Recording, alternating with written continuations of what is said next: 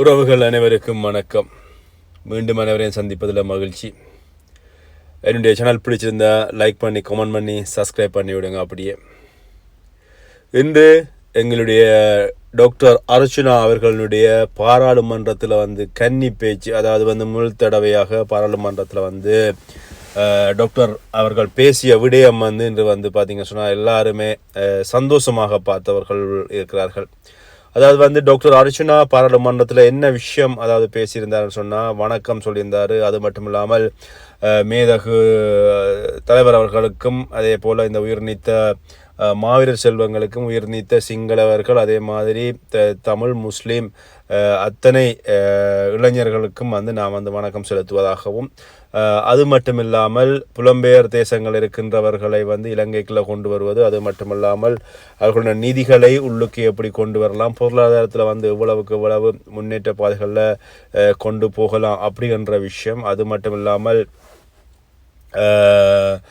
மக்களில் என்னென்ன இன்னல்களுக்கு உட்படுகிறார்கள், அதே மாதிரி இந்த போர்க்கைதிகளை விடுவிப்பது, மற்றது எங்களுடைய இந்திய வம்சாவளியினராக இருப்பவர்களுக்கு அவர்களுக்கான நிரந்தரமான தீர்வு, அதே மாதிரி இந்தியாவில் வாழ்கின்ற மக்களுக்கான இலங்கை மக்களுக்கான நிரந்தரமான தீர்வு, இதுகள் பற்றிய நிறைய விஷயங்களை டாக்டர் அர்ச்சுனா காலையிலும் அதுக்கப்புறம் மாலையில் பார்த்திங்க சொன்னால் இந்த வெள்ளப்பெருக்கு காரணமாக நீதிகள் ஒதுக்கப்பட்டிருக்கிறது, அது சம்பந்தமான விடயங்களும் யாழ்ப்பாணத்தை பொறுத்தவரையில் பார்த்திங்க சொன்னால் ஒரு சில பாராளுமன்ற உறுப்பினர்களை தவிர வேறு ஒருவர்களுடைய உதவிகளும் மக்களுக்கு கிடைக்கவில்லை. நான் மட்டுமே மக்களுக்காக என்னால் முடிஞ்சவரை பணங்களை வெளியிட பெற்று நான் மக்களுக்காக உதவி செய்து கொண்டு இருக்கிறேன். இப்படியான பல விஷயங்களை டாக்டர் அர்ச்சுனா காலையிலும் அது மட்டும் இல்லாமல் மாலையிலும் பாராளுமன்றத்தை பேசியிருந்தார். இது எல்லாமே சமூக வலைத்தளங்களில் இருக்கிறது, காணக்கூடியதாக இருக்கிறது. டாக்டர் அர்ச்சுனா பாராளுமன்றத்தில் பேசிய இன்றைய கன்னியுரை, அதாவது பார்த்தீங்க சொன்னால் டாக்டர் அர்ச்சுனாவை விசரன், பைத்தியகாரன், எவ்வளவோ அநாகரிகமான வார்த்தைகள் நான் இதெல்லாமே ஏற்கனவே வீடியோ சொல்லிட்டேன். அவற்றையெல்லாம் பயன்படுத்தி அவர்களை டாக்டர் அர்ச்சுனாவை ஒரு தரக்குறைவானவனாக பேசியவர்கள். அதே மாதிரி நேற்றைக்கு பார்த்தீங்கன்னு சொன்னால் பாராளுமன்றத்தில் அடித்தது அப்படின்ற ஒரு செய்தி எல்லா இடமே சமூக வலைத்தளங்களில் பரவி இருந்தது. இதனால் டாக்டர் அர்ச்சுனாவுக்கு இருந்த பேரென்று பார்த்தீங்க சொன்னால் நட்பெயர் என்பதை விட எல்லாருமே அவரை அவமானப்படுத்தி கொண்டு தான் இருந்தார்கள். யாருமே அவரை ஒரு சில நண்பர்களை தவிர மற்றவர்கள் எல்லாருமே அவரை அவமானப்படுத்தியது தான் கூடவாக இருந்தது. இந்த வேளையில் டாக்டர் அர்ச்சுனா ஏற்கனவே சொல்லியிருந்தார், நான் பாராளுமன்றம் போனேன்னு சொன்னால் நான் நிச்சயமாக எங்களுடைய தலைவரை பற்றியும் மாவீரர்களை பற்றியும், அது மட்டுமல்லாமல் நான் என்னால் முடிஞ்சவரை தமிழ் மக்களுக்காக குரல் கொடுப்பேன் பாராளுமன்றத்தில் அப்படின்னு சொல்லி டாக்டர் அர்ச்சுனா சொல்லியிருந்தார் தேர்தல் கொள்கைகளில். அதே போல் பாராளுமன்றம் சென்று முதலாவது கன்னி பேச்சிலே நான் என்னுடைய தலைவருக்கு வணக்கம் வச்சுக் கொள்கிறேன் அப்படின்றது, இருந்தால் தலைவன் இல்லாவிட்டால் இறைவன் அப்படின்னு சொல்லி கொண்டு ஆரம்பிச்சிருந்தார். இங்கே மேதகு அப்படின்ற ஒரு வார்த்தை பிரயோகம் பாவிக்கப்பட்டிருந்தது. அந்த மேதகு அப்படின்றது தலைவருக்காக சொல்லப்படுகிற அதி உச்சமான பெயர் தான் மேதகு.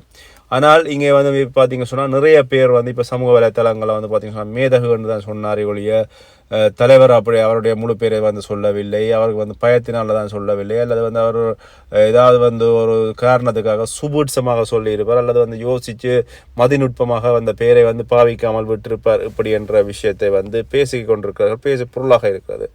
அது மட்டும் இல்லாமல் டாக்டர் அர்ச்சுனா எதற்காக சிங்கள ஏவிபியினுடைய கட்சியினுடைய உருவாக்குனராக இருந்த அந்த அவருக்கு எதற்காக அவருக்கு வீர வணக்கம் சொன்னார், அது ஒரு பேசுபொருளாக இருக்கிறது.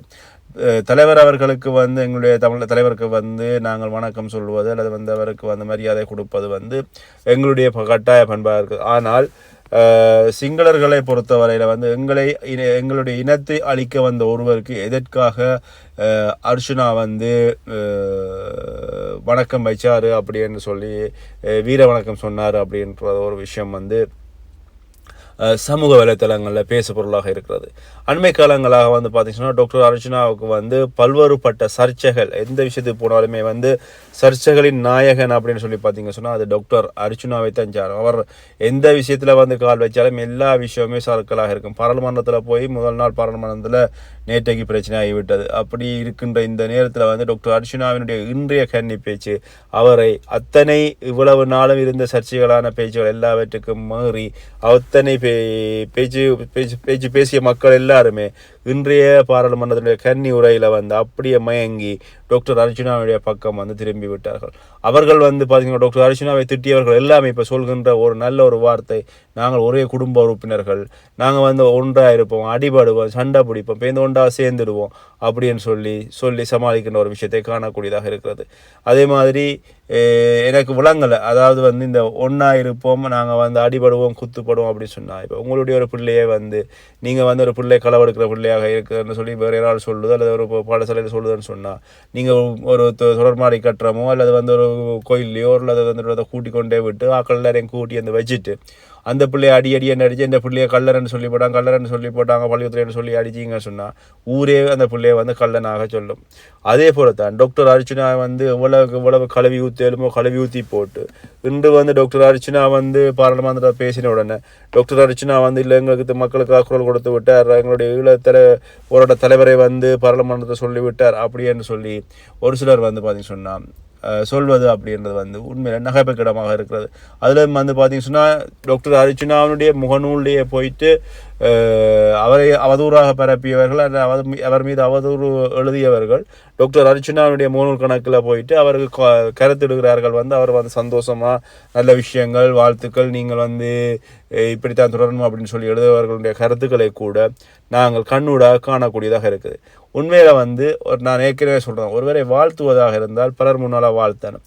ஒருவரை தூற்றுவது அல்லது வந்து அவருடைய பிள்ளையை சுட்டி காட்டுவதாக இருந்தால் தனியாக கூட்டிக் கொண்டு போய் தனியாக வச்சு தான் சொல்லணும். என்னென்னு சொன்னால், இங்கே வாங்க டாக்டர் அர்ச்சுனா, நீங்கள் இது செஞ்சது தவறு, இதை வந்து இப்படி செய்யுங்க, இது வந்து இப்படி செய்யக்கூடாது, நீங்கள் இப்போ நாங்கள் அனுபவத்தில் மூத்தவர்கள் சொல்லித் தருகிறத வந்து கேட்டு செய்யுங்க அப்படின்னு சொல்லி தனியாக கூட்டிக் கொண்டு போய் வச்சு சொல்ல கொடுக்கணுமே ஒழிய இதை விட்டு முகநூல்லையும் யூடியூப் சேனலையும் அல்லது வந்து எல்லா இடமும் இவ்வளவு அவரை வந்து அசிங்கப்படுத்தி விட்டு இப்போ வந்து நாங்கள் வந்து இல்லை, நாங்கள் ஒரே குடும்பத்தை சேர்ந்தவர்கள், நாங்கள் ஒன்றாக பயணிப்பவர்கள், அவர் வந்து அவரை நாங்கள் திட்டுவோம், அடிப்போம், குத்துவோம், பிள்ளை செஞ்சால் சொல்லுவோம், இப்போ வந்து அவர் நல்லது செஞ்சால் நாங்கள் தூக்கி வச்சு கொண்டாடுவோம் அப்படின்றது வந்து உண்மையில் கவலைக்குரிய ஒரு விஷயம். என்னென்னு சொன்னால், ஒரு மனுஷரை வந்து இவ்வளவு அநாகரிகமாக பேசி போட்டு நீங்கள் வந்து திருப்பி வந்து அதை வந்து நாங்கள் அதில் மன்னிப்பு கேட்டாலும் குத்திய வார்த்தைகள், அதாவது வந்து சொல்லுவாங்க, நாவால் வந்து இவ்வளவுக்கு நாங்கள் பேசினாலும் அந்த வார்த்தைகளை வந்து அழிக்க முடியாது.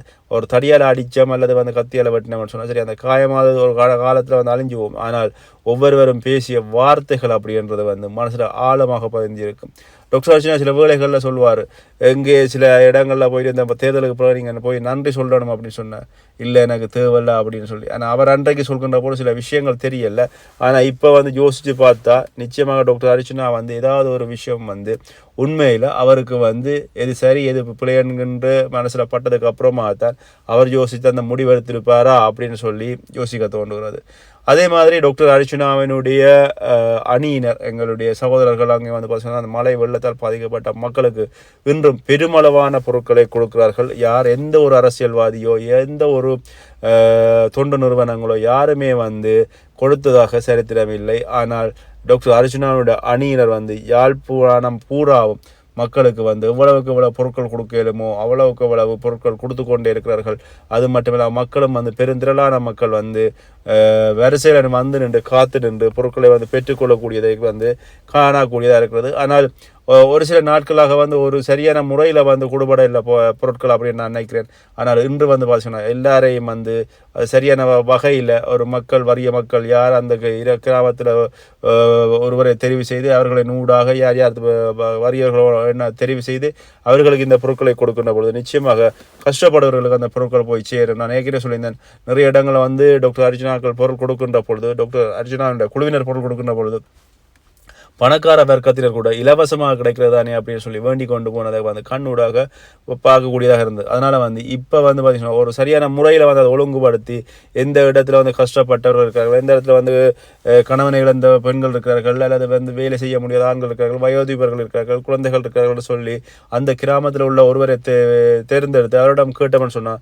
நிச்சயமாக அவற்றை வந்து எல்லாமே அந்த கிராமத்தில் உள்ளவர்கள் வந்து பொறுப்பாக செய்வார்கள். அதை வந்து நாங்கள் சரியான முறையில் வந்து பொருட்களையும் கொடுக்கலாம் அப்படின்றத வந்து நான் ஏற்கனவே இது சம்மந்தமாக சொல்லியிருந்தேன். அதே மாதிரி இன்று பார்த்தீங்கன்னு சொன்னால் டாக்டர் அர்ச்சனாவோட அணியினர் வந்து அவ்வாறு தான் செய்கிறார்கள். நிச்சயமாக பார்க்க சந்தோஷமாக இருக்குது. ஏன்னு சொன்னால் நாங்கள் ஒருவருக்கு தனியாக நின்று நாங்கள் குரல் கொடுப்பது மட்டுமல்ல, நாங்கள் தொடர்ச்சியாக குரல் கொடுப்பது தான் பெரிய விஷயம். ஏன்னு சொன்னால் தொடர்ச்சியாக அவருடைய நல்ல விஷயங்களை தேடி ஆராய்ந்து அவற்றை வந்து மக்களிடம் கொண்டு போய் சேர்க்கணும், அதுக்கு மக்களின் ஆதரவு கிடைக்கணும். சில இடங்களில் வந்து நாங்கள் ஏதாவது கருத்துக்கள் வந்து தவறாக சொன்னோம்னு சொன்னால் மக்கள் எங்கே மேலே திசை திரும்பி விடுவார்கள். அப்போ எல்லாவற்றையும் நாங்கள் சமாளித்து சொல்ல வேண்டிய கட்டாயத்தில் இருக்கிறோம்.